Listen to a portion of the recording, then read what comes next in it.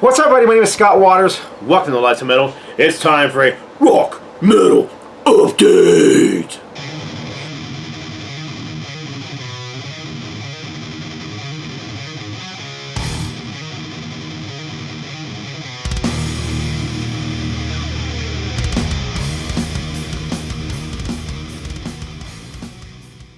That's right, time for a rock metal update.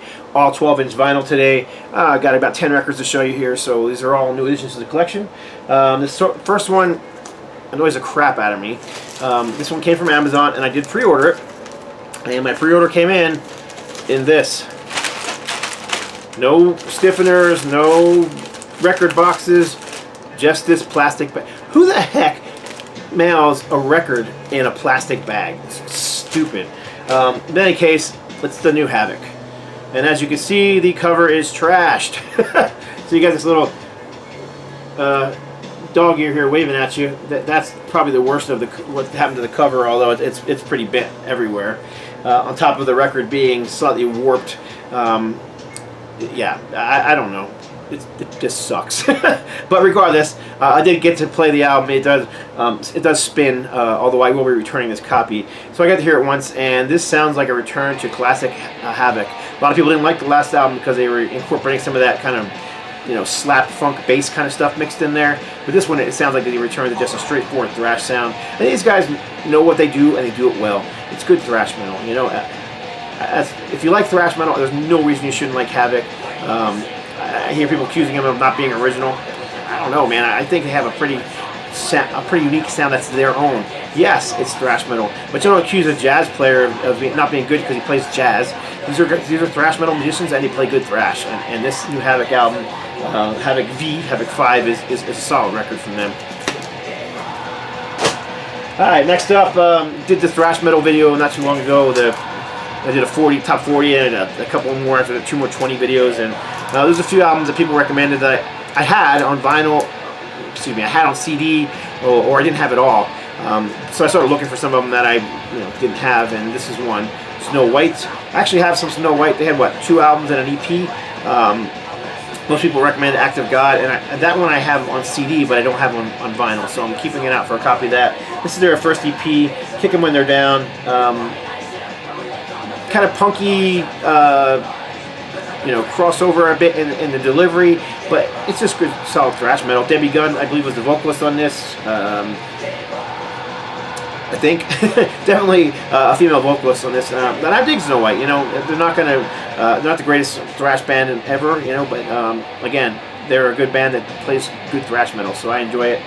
Glad to finally have this EP as part of the collection of 5 songs. Next up is Cyclone Temple.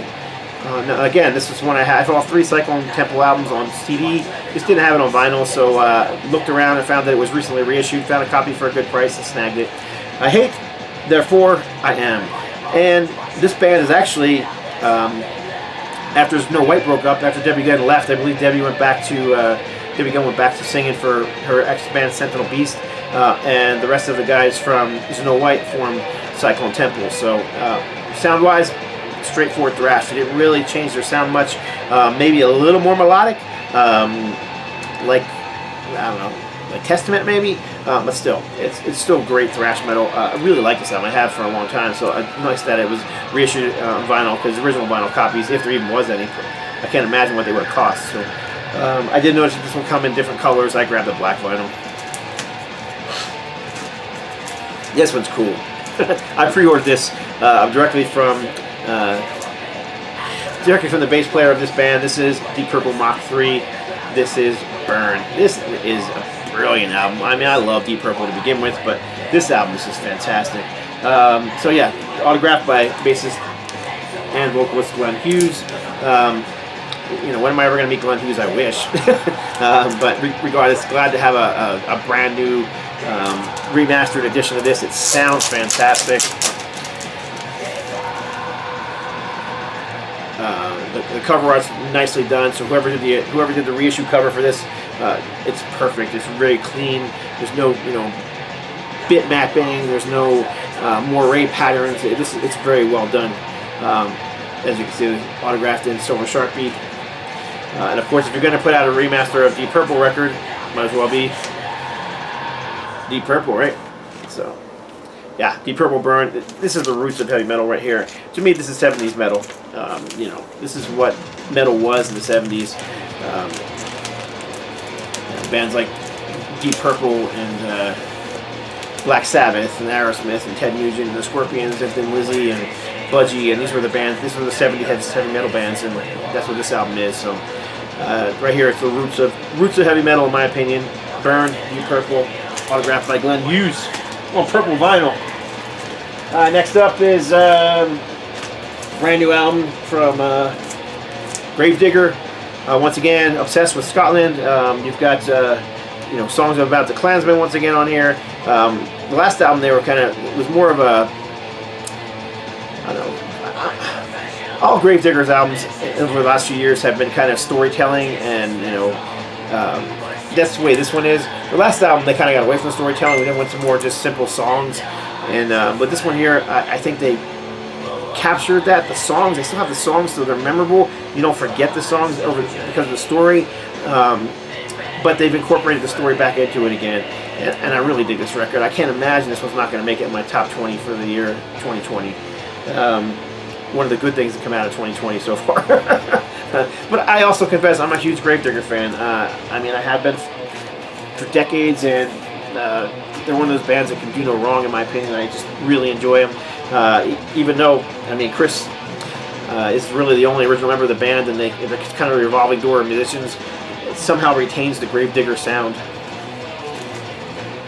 Next one up, originally a new wave of British heavy metal band. These guys have been cranking out some great music over the last decade, and this is no exception. George Call, what a vocalist, man! This is the second album he's done with them, and the guy is he's great. He's just one of those powerhouse vocalists. If he had been around in the 80s, he would have been, you know, remembered up there. In my opinion, he would have been ranked up there with, you know, guys like Dio and who else? Rob Halford and Bruce Dickinson and James Rivera, and you know, those guys that just have those powerhouse voices. Jeff Tate, you know, that style. That's him. He's got that powerhouse heavy metal voice, and man, these guys got a great vocalist in George Call. Now, I like Cloven Hoof to begin with, but put Cloven Hoof and George Call together, and man, what a combination. Like I said, second album from them. I just received this one in the mail. It's been out for a little while now. My copy, we're supposed to get a copy directly from George, but unfortunately he forgot about me and ended up selling my copy to my friend Bill Bafford. But it's alright, so I ordered a copy from the UK. It took about a month to get here, but it's finally here. Got to hear it once, really enjoyed it. Looking forward to spinning it some more. Of course, founding member Lee Payne is still the man behind the band right there. I'm sorry, I guess it's bad glare today. His next album was a gift from the drummer from this band. And they're actually, I'll just show you the front cover, but this is Steel Wings back. So this is a band from the 80s from Sweden that is back. And this is their new album from, I think it's from last year, 2019. Let me take this letter out. He wrote me a little letter, which I'm going to keep with the record, but very good stuff.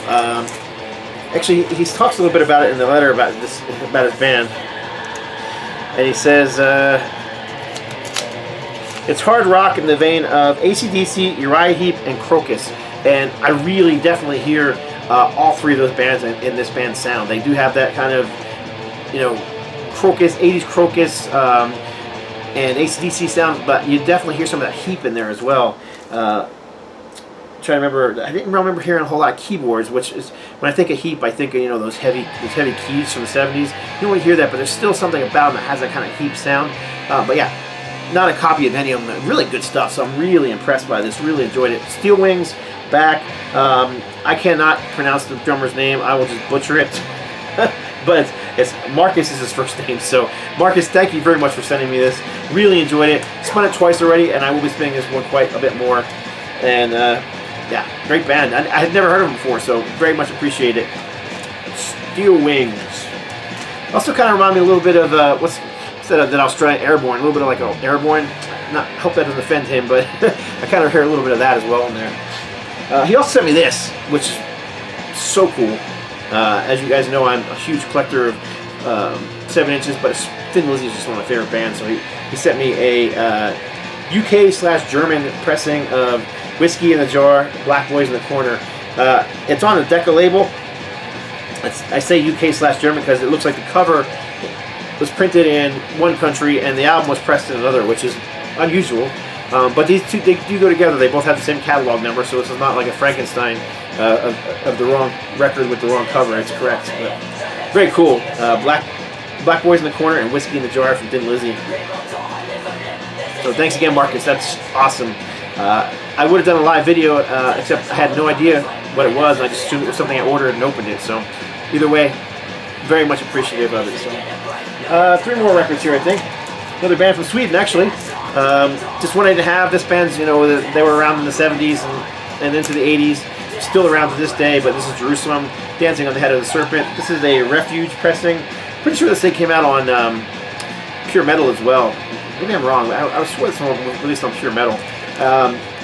Also, it has a slightly different cover and different look. Same picture, but the Jerusalem logo I believe is white in the UK pressing. The UK pressing I actually like better because it's two totally different mixes. Might even be 2 different recordings. This one was released on CD a couple years ago on was it Bombworks or Retroactive 1 and 2, and it has both. It's got a 2 CD set, so it's got both mixes on there, both recordings. And I tend to like the UK one a little better because it's a little heavier, whereas the US pressing is a little cleaner production. But the songs are pretty much the same. Again, it's not. I wouldn't. By today's standards, this would not be considered heavy metal. But back in the 80s, yeah, this is 70s inspired heavy metal. Very good stuff from Sweden's Jerusalem. Dancing on the Head of the Serpent. If you look really closely in the corner, I never noticed it before until I actually worked on the artwork a few years ago. But right here, there's like underneath of the demon being crushed by the boot, there's like a Coke can under there. Weird little detail under there. Let's see if I can. There it is. Right there. Just odd that there's a crushed Coke can under. Maybe maybe the little demon guy was having a. There's also it looks like a Cheeto over here. So maybe he was having a little snack of Cheetos and Coke and Cheetos when this guy came over, and this little devil demon guy is just minding his own business down in the subways there with the tiles there, just down the subway, and all of a sudden this guy just comes and runs him over. That's a strange cover. Alright, next up, this is actually another Christian hard rock band, and much like Jerusalem, this band was very much mislabeled, and it's also on Refuge Records. They had 2 albums out. I know one was on Pure Metal. This one's on Refuge. Definitely mislabeled band. They were pushed as a heavy metal band, and this was mid 80s. Had to be like 87, 88, 89 in that area. So when you think of that, I mean, by that point, thrash was around and the beginnings of death metal. So when you think heavy metal, you just don't think of what these guys are doing, which is more of a 70s style hard rock. I mean, I put this more in line with like Hard Rock and Heart or even Pat Benatar at times. Female vocals, Rosanna Palmer, I believe her name was, is the vocalist of the band. And I believe it was her and her husband who were the 2 main guys in this band. I gotta confess, even I was put off at first because I remember buying this as a new release, or buying one of their albums as a new release. It might not have been this album, and just being like, this is not metal. But so what? It's solid hard rock. I'm trying to remember the name of it. I think it's Rosanna Palmer. Yeah, Rosanna and Dave Palmer. Rosanna Palmer is lead vocals and guitars. Dave Palmer is bass guitar and backing vocals. So, fantastic artwork too by Boris, done back in like 1981. The artwork was done, which again, much like Molly Hatchet, who also had Boris covers, mistaken for a metal band due to the cover art. But again, good, solid hard rock, hooky stuff, great vocals. She's a really good singer. If you're into 70s style hard rock, there's no reason you wouldn't like Rosanna's Raiders. I enjoyed them. Last one, actually did show this one in a video not too long ago. Again, I was doing thrash metal videos, so I was researching a lot of thrash metal, trying to find the Heathens record, which I realized they had none on vinyl, other than I had one 12-inch single. But I picked up their comeback album, The Evolution of Chaos, 2-album set on blue vinyl. I thought it was a great comeback album. I actually like it as much as their classic 80s albums. So Very good stuff from them. Kind of technical, kind of progressive thrash metal here. The first album was more straightforward thrash. Second album got a little more melodic, a little more progressive. By this time, they were much more progressive. Yeah, quite good. There's a bonus track on here called Seasons in the Purgatory as well. This is a 2020 repressing, so this is a recent repressing. Really, very, very, very cool album, and I picked it up for not too much money. It was actually rather inexpensive, which is nice. Unlike their first two albums, which I'm finding are not inexpensive, and I can't find vinyl copies anywhere. Gatefold, picture of the band, and again, it's like on a blue vinyl.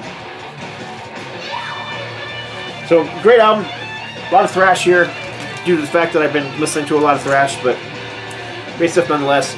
That's it. Appreciate y'all watching. Leave a comment below, and I will try and answer everybody back. God bless. Stay strong.